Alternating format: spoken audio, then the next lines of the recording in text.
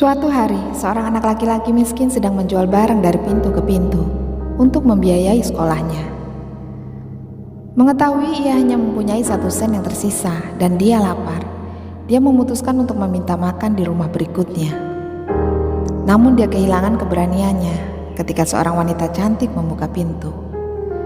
Alih-alih meminta makanan, dia meminta air minum. Wanita itu berpikir bahwa anak laki-laki ini tampak lapar. Jadi dia membawakannya segelas besar susu. Anak laki-laki itu meminumnya perlahan, kemudian bertanya, "Berapa hutangku padamu?" "Kamu tidak berhutang apapun padaku," jawabnya.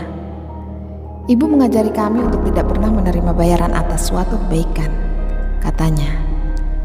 Lalu aku berterima kasih dengan sepenuh hatiku.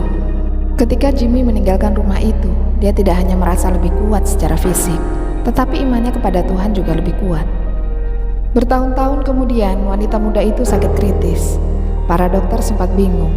Mereka akhirnya mengirimnya ke kota besar, di mana mereka memanggil spesialis untuk mempelajari penyakit langka yang dideritanya. Dr. Jimmy dipanggil untuk konsultasi.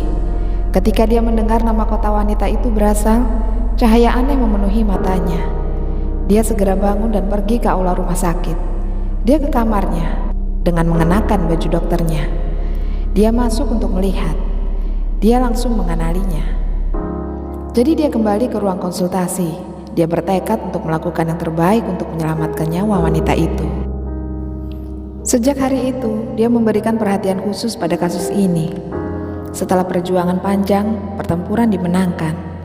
Dr. Jimmy meminta bagian administrasi untuk memberikan tagihan terakhir kepadanya untuk mendapatkan persetujuannya. Dia melihatnya lalu menulis sesuatu di tepinya, dan tagihan itu dikirim ke kamarnya. Wanita itu tidak berani untuk membukanya, karena dia yakin itu akan menyita sisa hidupnya untuk membayar semuanya. Akhirnya dia membukanya. Ada sesuatu yang menarik perhatiannya di sisi tagihan. Dia membaca kata-kata ini. Dibayar lunas dengan 1 gelas susu. Tertanda, Dr. Jimmy.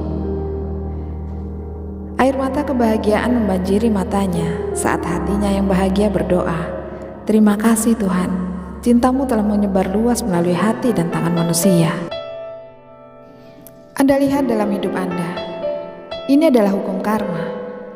Apa yang kamu berikan, itu akan kamu dapatkan kembali.